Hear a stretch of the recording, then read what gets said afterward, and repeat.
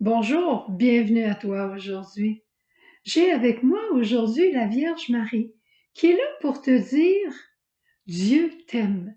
Et de tout mon cœur à travers le message lumière, j'espère que tu vas découvrir encore plus aujourd'hui à quel point Dieu t'aime.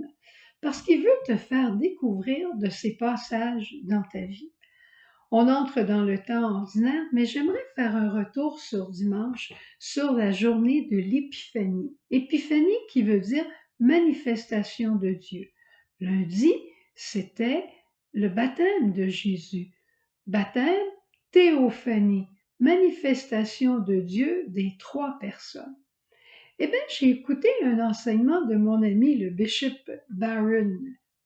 Robert Barron aux États-Unis, qui racontait comment une épiphanie, il y en avait dans nos propres vies. Oh là, ça commençait à m'intéresser aussi.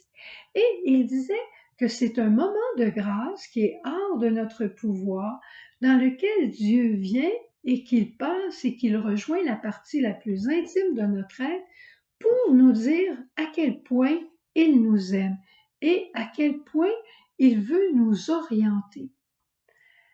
Eh bien, lui, il a raconté quelques épiphanies qu'il a eues dans sa vie. Puis après, moi, après avoir écouté ça, j'ai dit, je vais toujours bien m'asseoir pour prier, pour voir s'il y en a eu des épiphanies aussi dans ma vie. Et lui, il a raconté quand il était au high school, il a découvert la grandeur de la vérité en entendant parler de saint Thomas d'Aquin. Il dit, j'étais comme les autres, j'écoutais pas, mais j'ai découvert dans la vérité que c'était un chemin pour moi.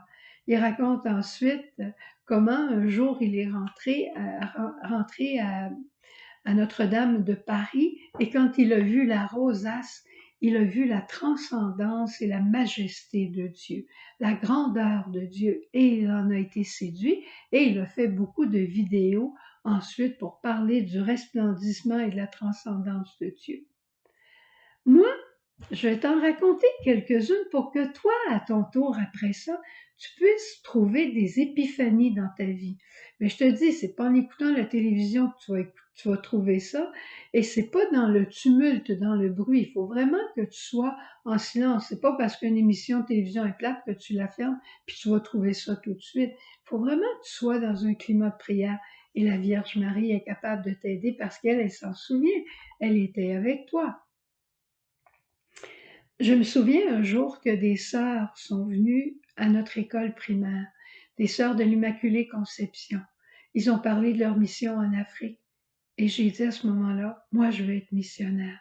Ensuite, un peu plus tard, quand j'étais en philo au collège, des sœurs d'Irlande sont venues parler de leur communauté médicale missionnaire.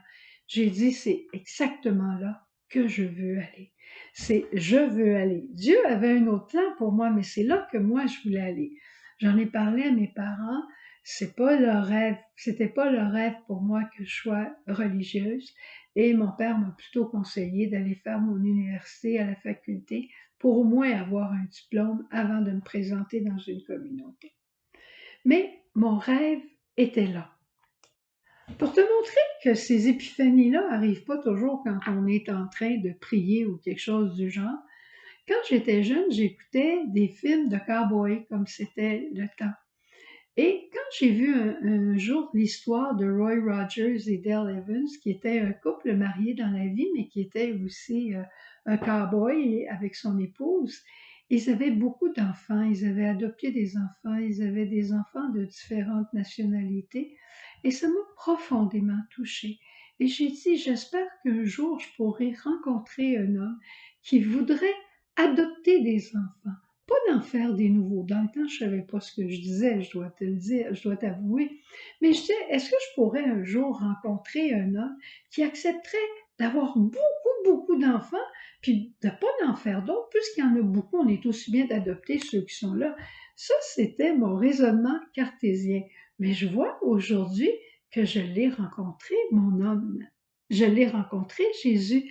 Et grâce à lui, grâce au message lumière, Tu es pour moi quelqu'un de précieux, comme mon fils et ma fille, qu'importe nos âges. Si je te raconte aujourd'hui ce que je te raconte, c'est parce que je t'aime, puis tu me tiens à cœur. Je veux que toi aussi tu fasses ces découvertes-là. Alors, cette rencontre avec Roy Rogers, ce cowboy, a été pour moi une épiphanie. Une autre épiphanie que j'ai vécue devant la beauté, je t'en raconte deux maintenant. J'étais dans un centre d'immigration en Uruguay, j'attendais pour des papiers. Une dame est rentrée avec un beau petit bébé, peut-être de 2, 3 mois. J'ai été fascinée par la beauté de cet enfant. Je le regardais, puis je disais, faut que j'arrête de le regarder comme ça. Mais mes yeux ne s'enlevaient pas du visage de cet enfant et je me disais, l'enfant Jésus devait être beau comme ça. L'homme créé à l'image de Dieu, pour moi, c'est ce petit enfant que j'ai vu il y a beaucoup d'années passées. Et je me dis que plus on devient libre, qu'importe notre âge, plus on devient libre, plus on devient amoureux de Dieu, plus on devient beau et abandonné comme ce petit enfant. Une autre chose que j'ai découvert dans mes théophanies, c'est le sentiment de la liberté, que tout ce cosmos, que toute la nature, Dieu l'avait créé pour moi et que j'en étais partie prenante. J'ai fait cette expérience peut-être vers l'âge de 10 ans, 11 ans. J'allais à la pointe aux Hirondelles, je m'assoyais au bord de l'eau et là, j'étais toute seule devant le fleuve, j'étais toute seule avec les hirondelles et j'aimerais revivre ces moments.